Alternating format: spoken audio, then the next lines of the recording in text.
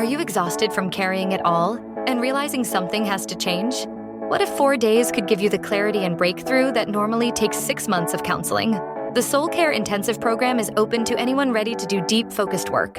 In just 4 days, you'll complete comprehensive assessments, receive 8 hours of therapy, a follow-up report of the sessions, tools, and aftercare options, all in a distraction-free environment built for real change. This experience is especially powerful for couples working through marital strain, communication breakdowns, or years of unresolved tension. If you're tired of surviving and ready to get unstuck, don't wait. Check out emerge.org/intensives today. A Soul Care Intensive is for you when waiting is no longer working, because staying the same is no longer an option.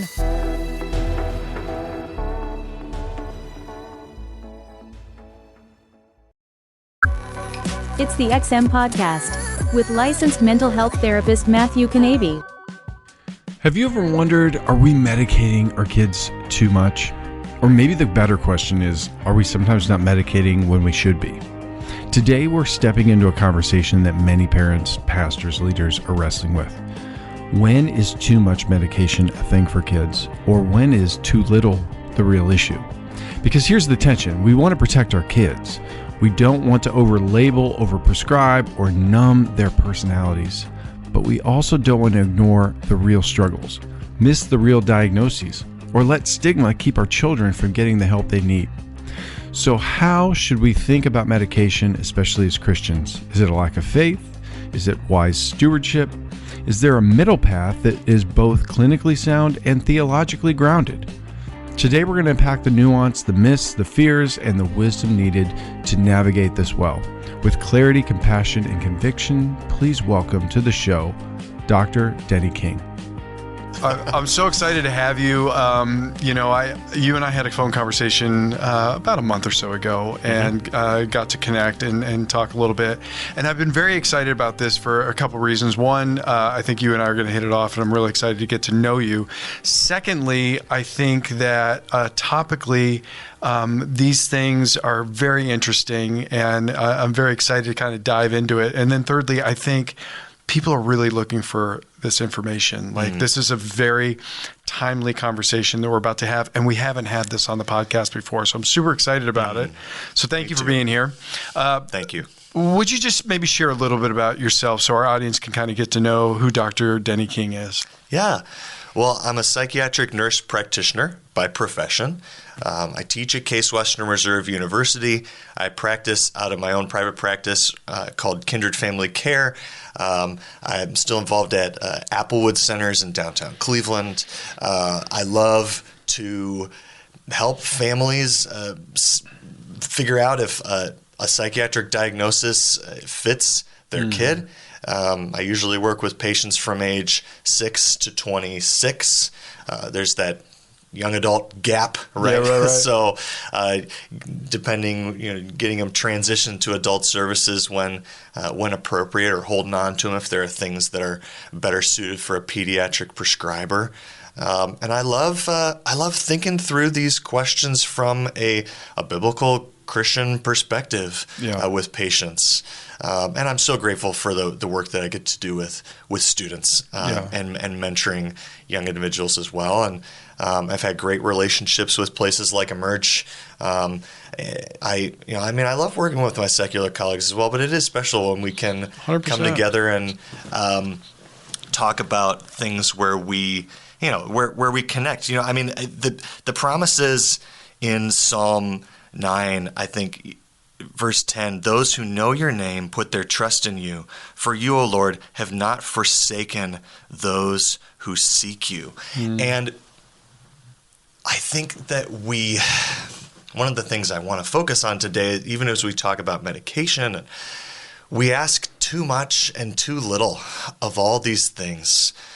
And if we orient our hearts and minds biblically on what medication can do, on what secularly derived therapies can do, what the Bible can do and promises to do. And only one of those three things can work miracles. Right.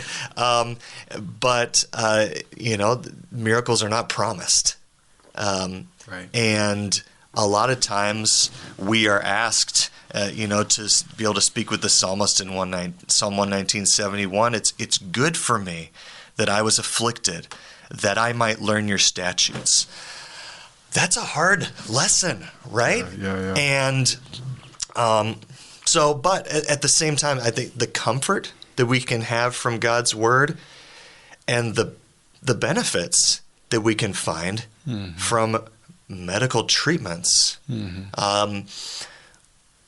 we miss out on those sometimes if we're not accessing them, if we're not willing and humble to try things and think through things think through things from the right heart, and that's something that we're all working on. So I teach, I do some research with Case Western minimally, and I practice, and I'm still pretty early on in my career. I've been practicing as a nurse practitioner since 2017, so not quite 10 years. But I've had some really good, really thankful for the training that I've had, the mentorship I've had, and I really enjoy working with patients and families. That's good. And I think this is why I'm so interested in this conversation, because working at Emerge and being in the mental health field, there's so much conversations around pharmaceuticals, medication. When you and I talked, I think it was very interesting. By nature, human beings, we are pendulum swingers. It's like the idea of when you look generationally and you look historically, the way that we operate, it's like we go from one pendulum side to the other pendulum side. And the treatment of mental health is certainly true to that. Do you follow where I'm going with that? Yes. And so I really am interested in talking, starting our conversation about your perspective of medication. Because I think there's two very loud voices, maybe more than that, but two really loud voices that it always works. It's what we should be doing. It's how you treat everything. And then the other voice of going, never medicate. I don't want my kids, having any medication. And along with many other things in the world right now, it's polarizing. I want to hear a little bit about, because you've been in this and you've worked with many different sides of this animal, and love to hear your input on that. Yeah. Well, I think it depends where you're getting your news or your information from. And those polarizing voices are amplified in settings like Twitter or Instagram, right, where the most polarizing voices win. And it becomes an echo chamber where people who are passively consuming, just you watch a video because you're interested, and then you get more and more and more of that. That's not what we're talking about today, but I know I'm sure you guys have talked about screens already on the podcast. I'm sure we'll hit on it. But it's I think when we think about medication, simply put, we are an embodied soul, right? We have a body and a soul, and part of that body is the brain, right? So I always like to talk would you not give insulin for diabetes, right? And if we're not going to do that for type 2 diabetes as a strong behavioral component. We'll be right back. In the greater Northeast Ohio area, hope and healing are closer than you think. At Emerge Counseling Ministries, our licensed faith-based counselors walk with you through life's challenges with compassion and understanding. 97% of our clients would refer us to a friend. 98% truly felt heard, and 84% said they're seeing real improvement. Let your journey begin today. Visit emerge.org.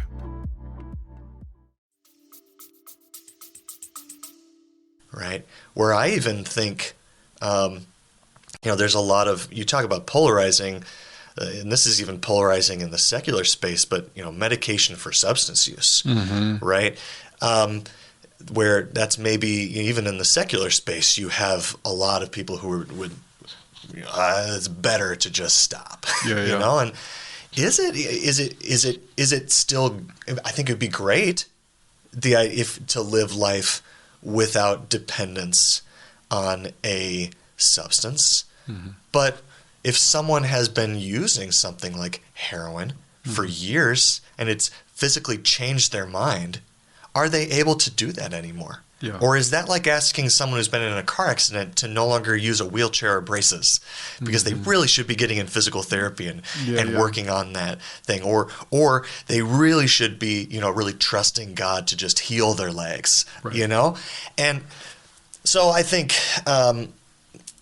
less polarizing than that perhaps is the, or at least less polarizing even in the secular space would be the medication.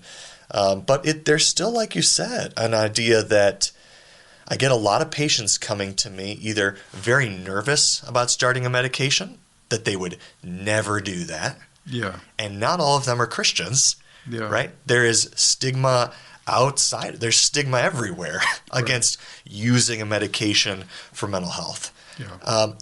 Or the opposite, where we just need to find that right thing. We just need to find that right medication, and everything will be solved. And the fact that, we haven't found that medication yet, we haven't taken care of all the symptoms, well, that means that we're missing something. Yeah. We need to go back and do another more psychological testing to find that diagnosis we're missing. And while that can be the case, and while there are, there's many things we don't understand about the brain, and we as clinicians need to be humble and recognize that there could be something neurologically going on that we can't measure yet. There could be something medically going on. At the same time, sometimes, 15% symptom reduction might be all that we can hope for at this time, right? Certainly all that the studies would point us to. Right. At best, antidepressants for anxiety, for kids, for example, which is what I work with mostly, have shown a 50% symptom reduction at best. Mm-hmm. And for depression, I was always trained like 0.3 effect size, which would be about 15% improvement. But recent meta-analysis, there's an article from January 2026 for kids, which is what I work with mostly. We got to be critical of this stuff. Recent meta-analyses have really shown the effect size to get a lot closer to placebo, which means, the sugar pill is just as good as the medication. Mm. So we've got to be humble about what our medications can do. Yeah. But at the same time... Well, do you think... I think a lot of times we want to look at the medical field as something different than maybe a little bit of an art form, meaning diagnostic work. I think there's an art to it. Yeah. And what happens is we move into spaces where we want a blanket statement and say, all kids that are going through this, the answer would be Adderall. Mm-hmm. But the problem is, as you and I both know, we work with families and individuals in a unique way where we get to know them. I may have one 14-year-old come in, presents very similar to the next 14-year-old kid. And you know what? A medical management is probably going to work for this one, but for this one, it's not. Yeah. But we want to go ahead and go, and that's what I kind of meant by the pendulum of like, and you know more of this than I do, but like I noticed something probably in the mid and late 90s, early 2000s, that we went on this medication. Yes. Medication. Yes. And it's not just for children, it's for adults. It's, that was the model that all of a sudden became the mainstream. Mm-hmm. Here we are 26-ish some years later, and we're going, well, maybe that wasn't the complete correct all. Yeah. But what the problem is, I see some people taking the pendulum and rather than bringing it back to center, swinging it the complete other way and going, I would never and I will never. And so I feel like that's, where we got to find some balance, because I do see, I have clients that have severe OCD, some clients that have severe ADHD, and they have markedly improved with medicine management. Yes. But I have other clients, same diagnosis, same thing, and it did not go well. Right. But, we were open to some of these other types of therapies. So thoughts on that? Well, I think we need more root cause diagnosis, right? Rather, we need to be very careful that we're not just looking at symptoms. Right. Right? If a patient is anxious because they're angry, if a patient is obsessing about the fact that they're angry, that they have these anxious symptoms, going to Scripture and accepting the things that have happened to them might actually improve their anxiety. But if a patient is suffering from anxious thoughts, suffering from OCD thoughts that come out of nowhere,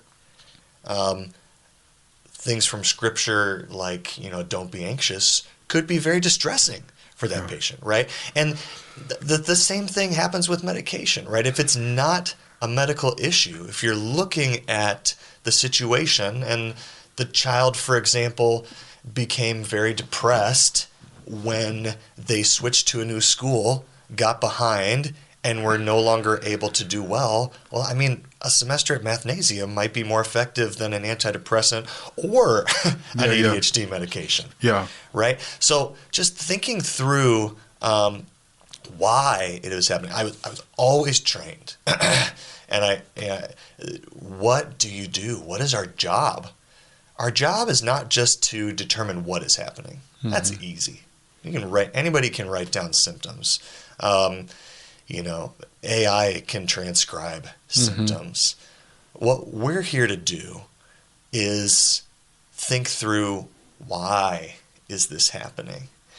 And we're always going to have a hypothesis, right? If I'm starting a medication, it's half or a quarter of the starting dose, right? Because you want to make sure that even applying a particular treatment is in some ways part of your diagnostic process, even in the situation where you're the most sure. Right. Well, you had mentioned before we started recording, and I'm just going to say the word and let you speak to it, but the word was guaranteed. And I feel like we go into these type of circumstances, whether it's a medication, a type of therapy, any of the other modalities we may use. And our mindset is going, well, when I take an aspirin, my headache goes away. Or when I take a Tylenol, but these things don't operate quite like that. Is that a fair assessment? Well, and even those, you talk to somebody with chronic migraines, right. And that doesn't work. It doesn't work anymore, right? So I think rather than saying there's no guarantees, I would look to ask ourselves as Christians, and talking to believers for a second, like, what are we guaranteed? Right. We're guaranteed what we talked about at the very beginning in Psalm 9, right? Like, you, O Lord, have not forsaken those who seek you. That's what we're guaranteed. We're not guaranteed symptom reduction. Right.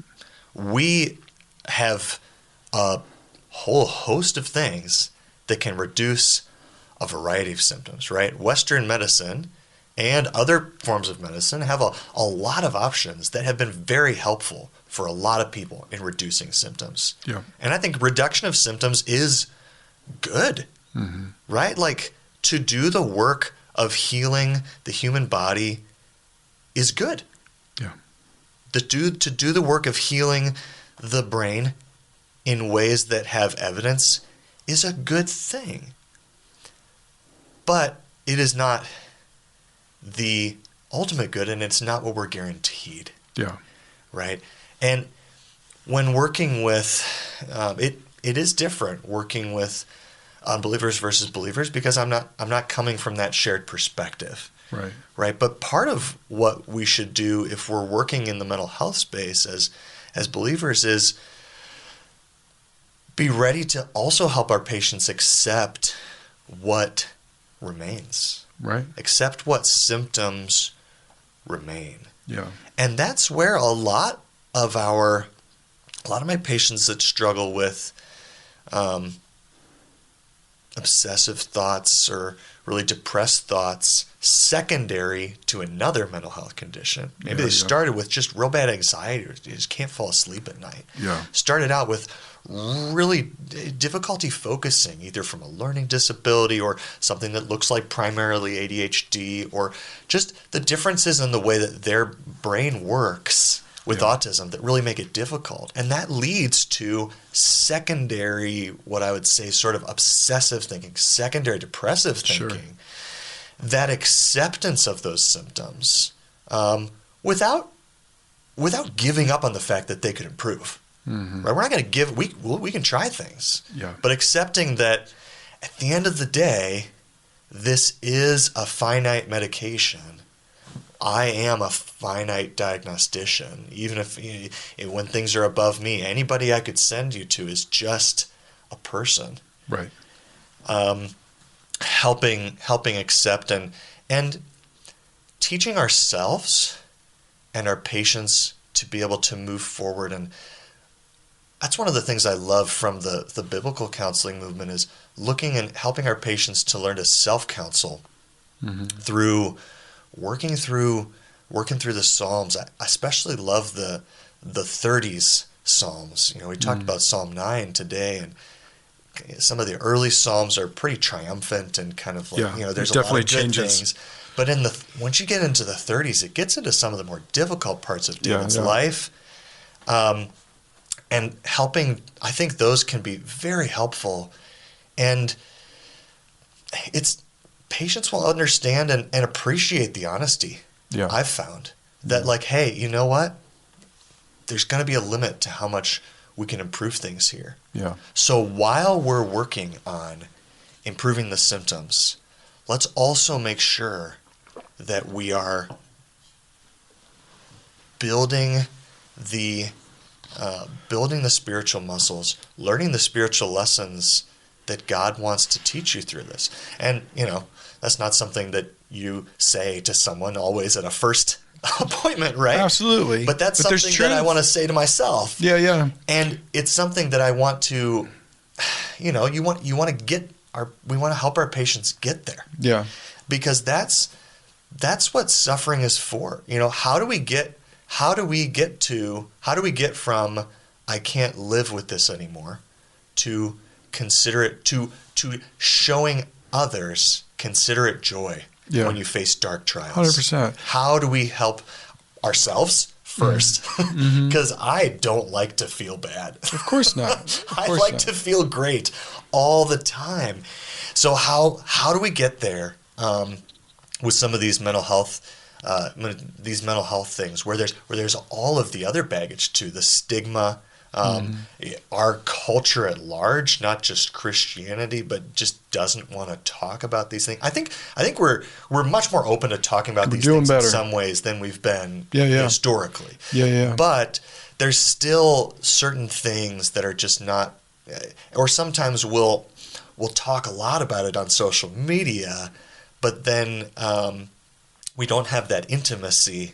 Sure. We have the external group think openness, but not the sort of one-on-one intimacy where we're really opening up our lives and being even more vulnerable to what is actually happening day to day to each other. So I think, I'm probably going off track, but hopefully No, you're good. Hopefully that answered the question. No, yeah, I think so. And I like the part where you're talking about, because I think it is very important from a biblical and spiritual lens. Sometimes we have to move into acceptance of going, is God writing a story that I'm not quite aware of yet. And, I've shared this 1,000 times on the podcast, but I wouldn't be here talking to you if I didn't have a major anxiety issue for many years in the late 90s, early 2000s, and which eventually led me to be a client in this office, But I look back on that now going, in the midst of it, I was ready for God to heal that. And it was like, Lord. Yeah. But the thing was, I can see now, and I'm thankful that, I'm not going to sit here and say I don't have any anxiety. It's like it creeps its ugly head up every once in a while. Yeah. But I was living in a hypothetical prison for a long time. And I look back on that going, God wrote a testimony that if he would have gotten rid of that when I was ready for him to get rid of that, you and I wouldn't even be having this conversation right now. Yeah. I was working with a client yesterday that I think the world of him, and, but he really suffers from severe anxiety. I mean, the severest of the severe. Yeah. And we were praying yesterday going, he's not out of it. I mean, he's in the midst of it. But it's like, Lord, I can't wait to celebrate the day that you use this as a testimony, that he gets to share how you freed him from this. We're not out of it yet, and I don't know when the Lord's going to heal him. And we're doing all the things. We're doing pharmacology. We're doing, mental health therapy. We're doing EMDR. We're doing all these things. And he's making movement. And it is certainly, we're seeing reduction, but it's also through the spiritual lens. He has a hope of going, God's going to use this to the glory of his kingdom. Oh, that's so great that he's already. Absolutely. Yeah. Well, and just to be able to say, it is good for me that I was afflicted, that I might learn your statutes. Yeah. Right. And we all need that so much. Like I open the cereal box and there's not, one of my children ate the rest of the cereal, and I don't like that affliction, right? So like we have so far to go in that, right? But we have a great provider, and the problem with medication is we look to medication now. If looking to God to just heal us immediately is one thing. Yeah. Because he does actually have the power to do that. 100%. We've seen that happen. You've probably seen that happen in the lives of patients. Yep, absolutely. It doesn't happen all the time, and whether it happens or not has nothing to do with someone's faith or work. It's just God does things differently in different people. Yeah. But when we look to medication to do that, we're looking to something that doesn't even have the power to do that. Right. Right? Like we look to medication to, wow, if I just find this right combination of meds, I'll be good. Yeah. And so if we need to be very careful, we need to be careful of expecting that God will do something that God doesn't promise to do, right, even if he can. Right. We need to be even more careful of expecting things like, talk therapy with a fallible human being, right, or medication to do something that it cannot do. Yeah. And not even just biblically it cannot do, statistically it cannot do. Yeah. These medications can do nothing but reduce particular symptoms, and that can be extremely helpful. But for example, ADHD medication we think of as very effective for cases of true ADHD. But even with patients with ADHD, you look at a patient for a year, and you compare a patient who has had just medication to a patient who has had medication plus some form of therapy or executive function coaching, something to help them develop healthy patterns, right? And there's not much difference over a year. Mm-hmm. Over 10 years, that patient who has had consistent work building healthy patterns, helping to connect the frontal cortex to what they're doing, helping to reduce distractions, they do a lot better than patients that just had medication for those 10 years. Yeah. So even something like ADHD medication, which has a 0.9 effect size, which means it's likely to reduce 50% of symptoms if the diagnosis is truly correct in ADHD, even that can only do so much and is best in the short term. So what I hear you saying is I think creating a perception, especially for parents who are listening right now, of creating a realistic expectation of what we're doing. Yeah. And then I think a practical question, because I really liked where we went with the spiritual component, but, for those who maybe aren't following a faith or listening and just kind of interested in this conversation, but also parents who are, because right now I'm visualizing the parent going, when am I medicating too much? Or when are we under medicating? And I think, are there signs for a parent that they can notice that might be helpful for them? Or is there things that you've noticed with your clients going, you know what, we've gone too far, or we're underneath and we can up this? Because the other thing, I think is important, it's not a yes all. It's I think for your job and my job, I'm looking at each case individually and tailoring that to what the situation is, who the human being is, what's going on, all those kinds of things. But is there some things for parents to go, oh my gosh, that's probably an indication of over-medication? Yeah. Thoughts? Well, let's start with over-medication. And I think of my collaborating psychiatrist and I have a list of things that these are the things that I'll talk to him about. If there's 2 medications from the same class, if there's more than 2 medications at all, if a medication is being prescribed to a kid under 6, if medication is being given at a high dose and symptoms aren't reducing, right? So those are things that are maybe red flags, especially, or starting 2 medications at once. Okay. We do it in adults more often in the inpatient setting, but even with adults,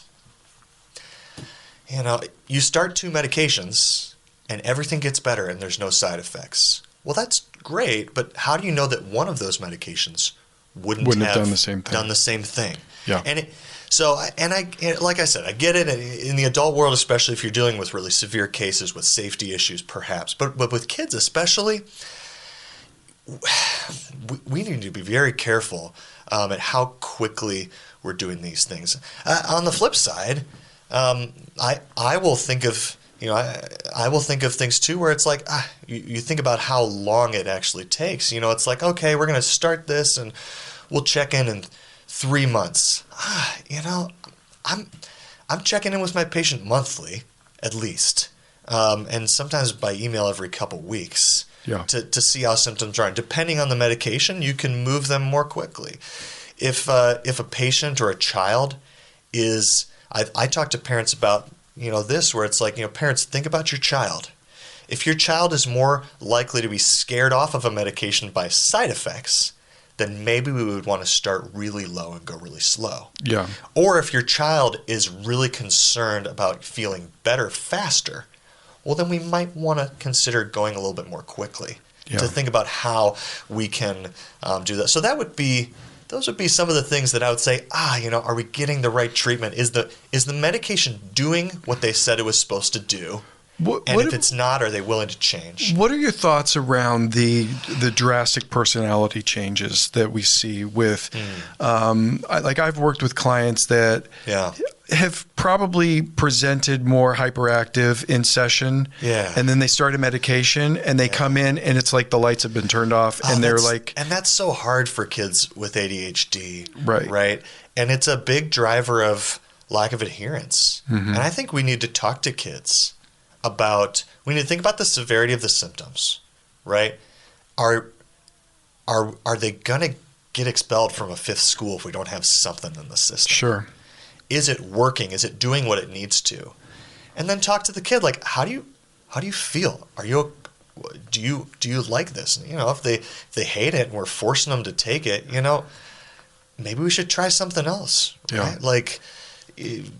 Adderall products hit dopamine in 2 different ways, right? They increase the dopamine and they prevent the reuptake. So it's a double whammy. It can be much more effective, but it also can be stronger on some of those side effects. Something like a Ritalin product, like Focalin, it only hits dopamine in one way. Also, I think what time of day do we need this medication in the system? Is there a lot of homework? A lot of schools are pulling back on homework. Yeah. And if there's a ton of personality changes, can we just give it for those 8 hours in school?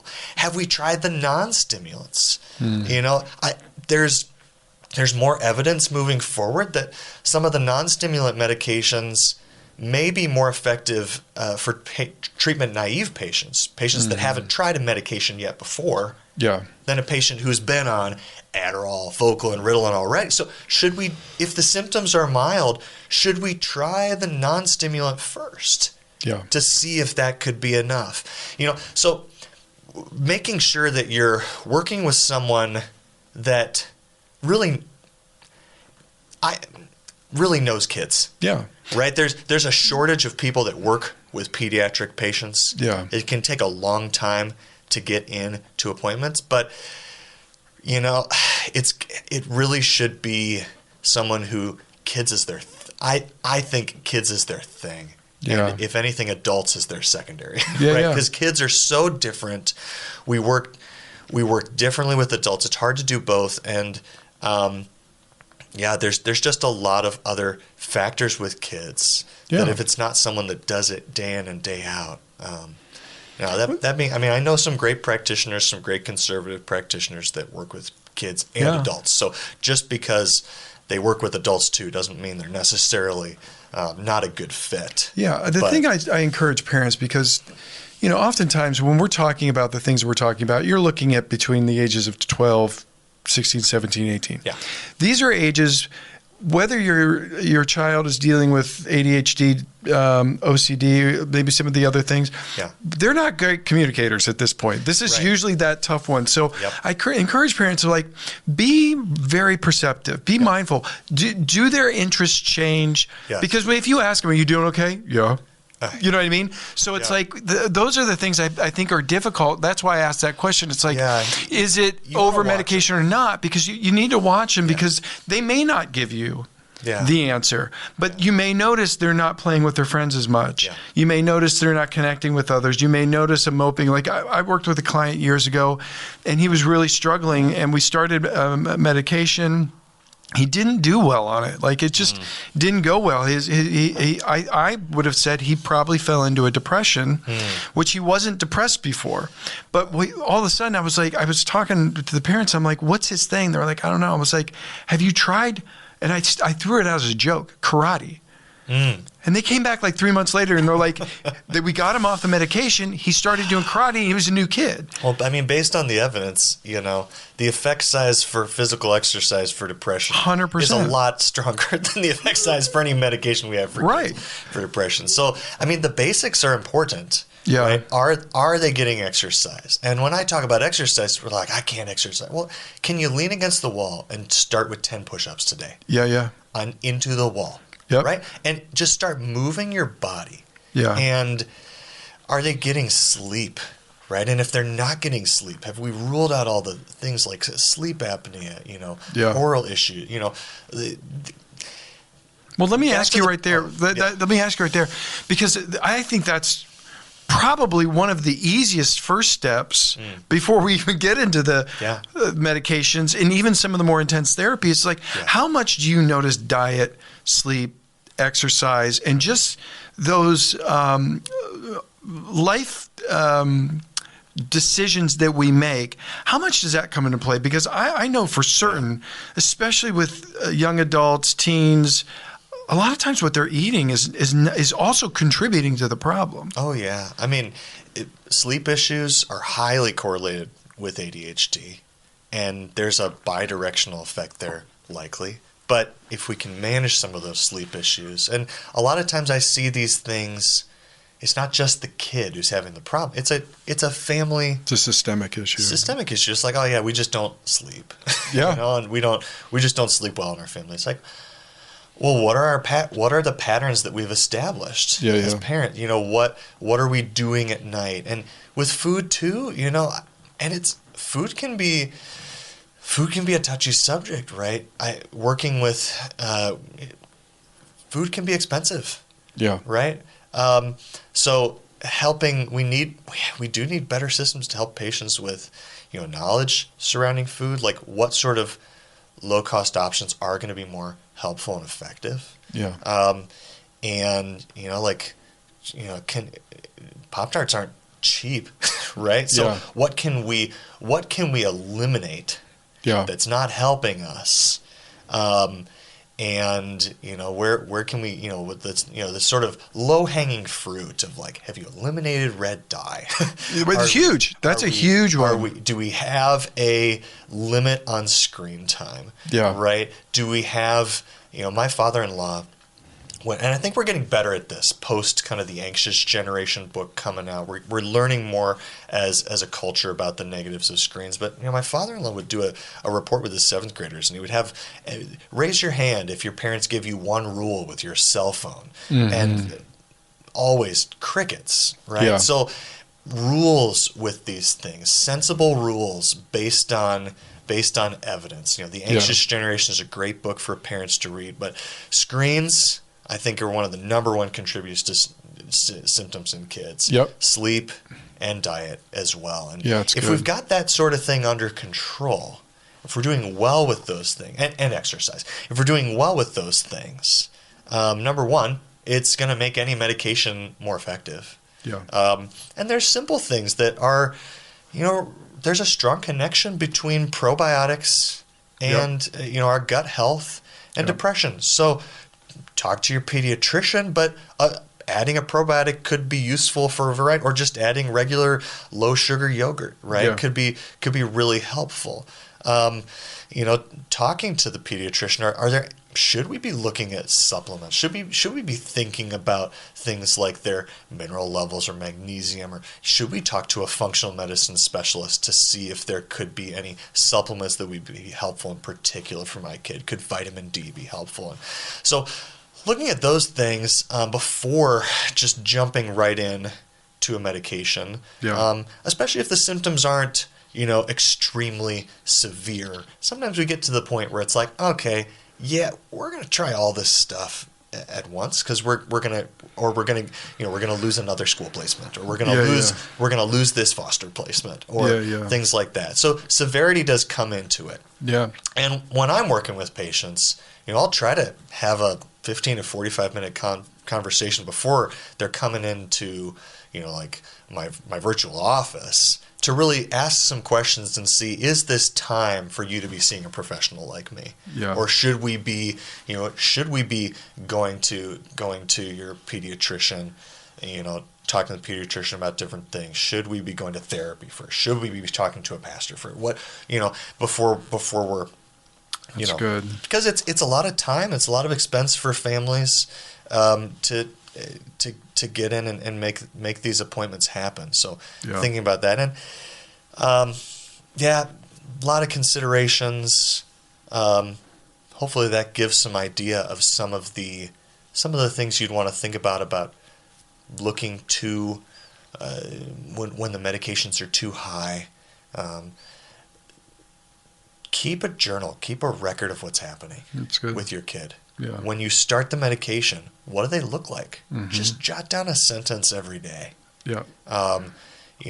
Open up a voice memo and record, hey, on this day, this is how we were looking, and then track that over time to see what it's doing, see what's happening, because 3 months down the line, the prescriber's going to like, what's been happening, and it's like, oh, I don't know, and really, if speak up. If they're starting if they're starting a lot of medication at once, or if they're making a lot of changes really quickly, say, hey, maybe we could.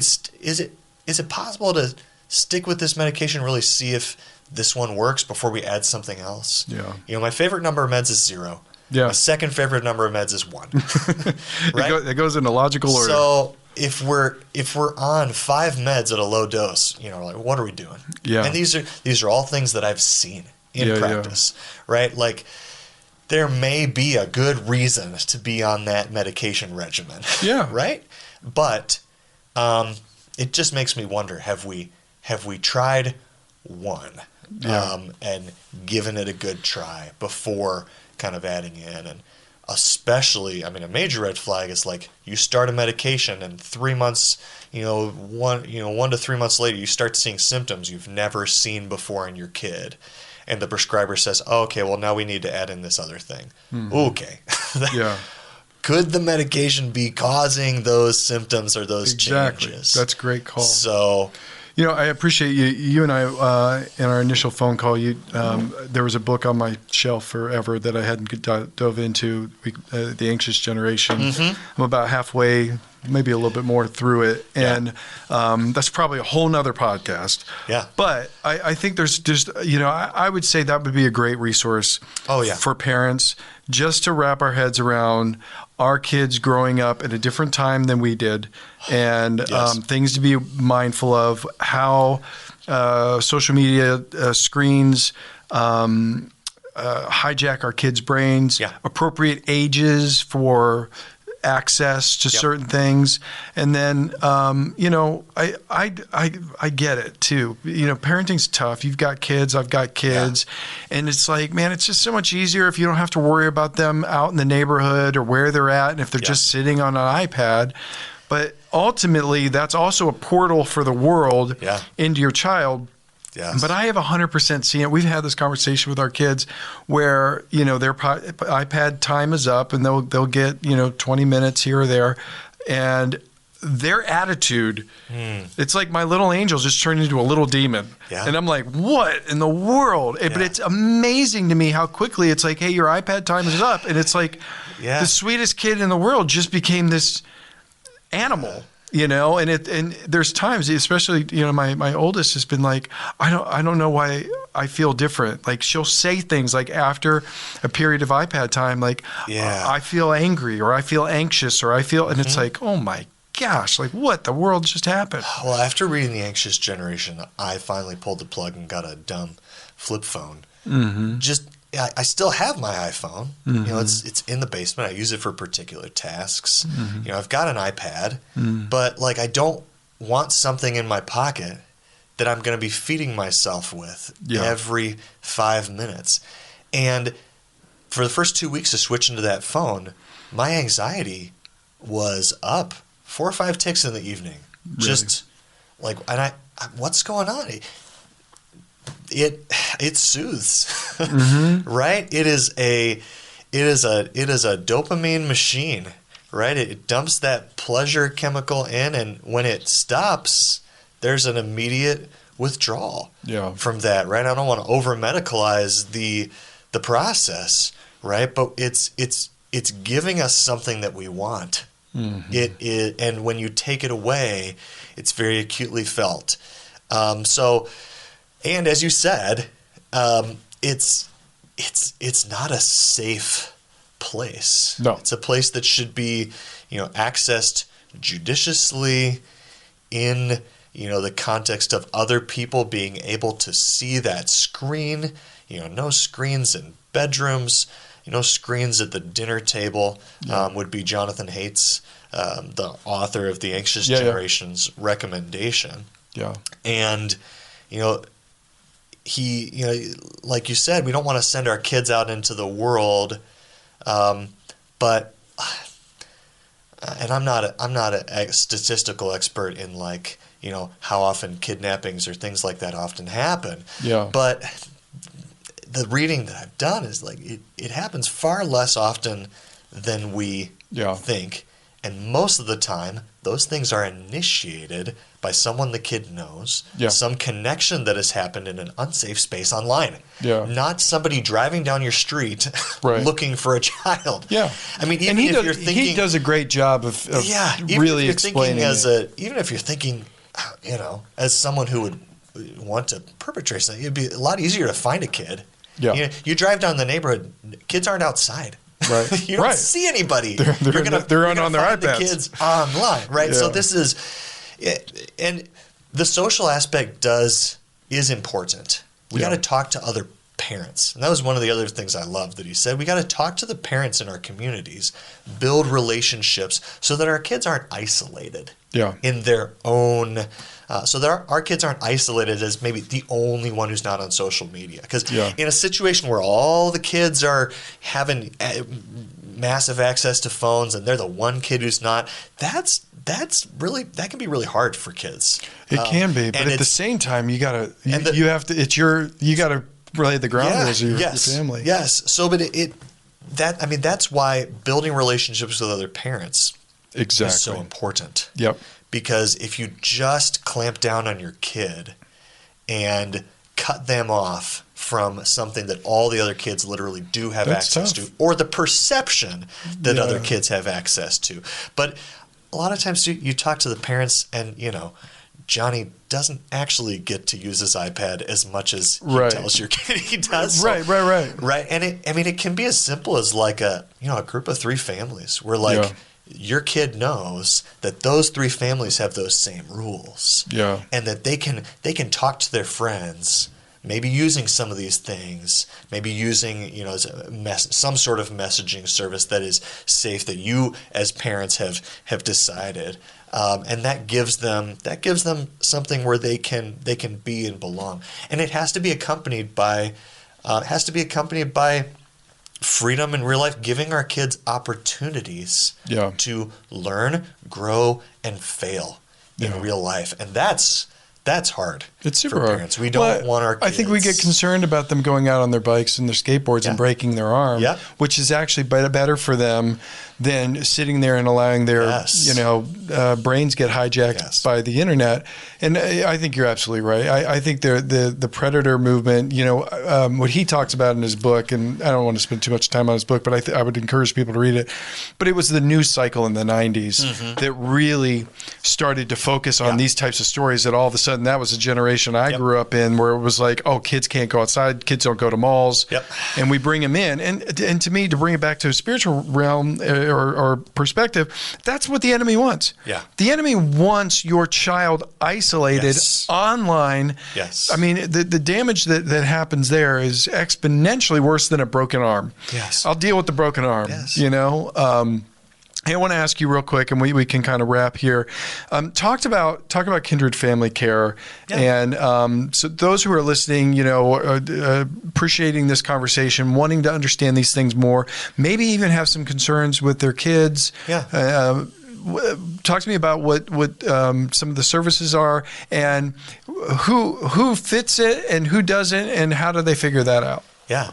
Well, I love to talk to anybody, right? Like a 15 to 45-minute conversation is something that, I'd love to do. Our business line is, 330-919-5727. Patients can call that, leave a voicemail, text. I'll get back to you. Whether I'm a good fit or not can sometimes be something that we discover in, an informal consultation, right? But I work with kids, 6 to 26. It's just me right now. And I've got a great collaborating physician that I enjoy working with. I have other private practice therapists and counselors that I will refer to often. Patients that are down here, Emerge is a place that I would refer patients to. And being in private practice right now, we're just starting out. We don't take insurance at this time. So sometimes depending what a patient needs for payment, I also know other good people that I would send my kids to for medication at places that do take insurance, right? So it can be hard to find a name. I love connecting patients with what they need. Yeah. So what I can provide is speed. I'm accepting patients within 14 days, given the model, and that's a model that we want to continue. That's right? great. So, and getting patients seen or referred in that short turnaround. I primarily do medication management. There are certain types of therapy that I will do, especially if sometimes a kid's like, oh, I know this person, I don't want to talk to anybody else. Yeah. And it can be, I can get you things that I can work with, especially kids working from a Christian perspective. There are particular issues that, parents are concerned about, having someone who is a Christian if they're coming from a Christian perspective. I don't only work with Christians, right? I'll work with anybody, and I provide conservative, thoughtful medication management, regardless of a person's faith background. But I like to put that out there because some people are looking particularly for someone who is a Christian, and that's part of who I am. In terms of therapy, a kid who has mild to moderate OCD symptoms and is maybe getting medication management from me, maybe would have issues talking to another counselor. That would be someone that we could get started with some programming for anxiety. We would use different sorts of workbooks and things. Much therapy or counseling I'm referring out. The primary role is diagnosis and medication management. Sometimes patients are looking not for diagnosis, but more psychological testing, sort of things that schools are. I know some great people I can refer to. The psychological testing thing isn't often what I'm doing. But again, let's talk. If you're not sure what you need, you could be a starting point. Let's just have a conversation. And if I'm not the right person for someone, I love pointing people in the right direction and making the connections. That's great.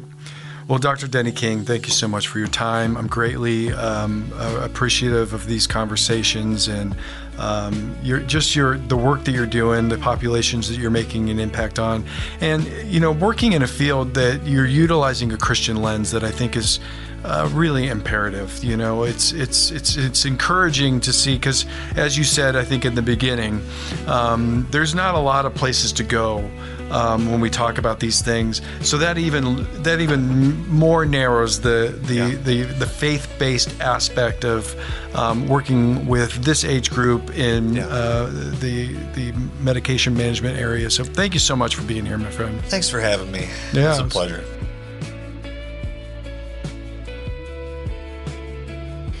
Well, I truly value Dr. King's compassion on these issues, and I hope this conversation has been helpful for many of you who have questions about how to address these challenging topics, especially with our children and their well-being. I want to thank you for your time and for your sharing and liking of this podcast. Would you mind taking a moment and make sure you follow us on the platform you're listening on? It really helps us reach more parents, leaders, families with conversations like this. Well, until next time, or when our Savior comes, God bless.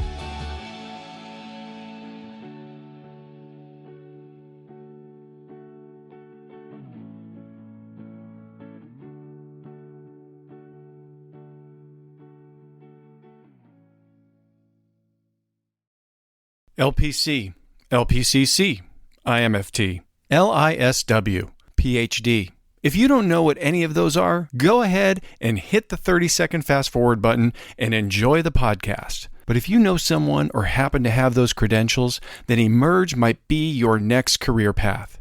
If you're seeking to join a team that provides authentic Christian counseling and utilizes advanced modalities, then apply today at emerge.org/careers and join us in the battle to help people find freedom and rest.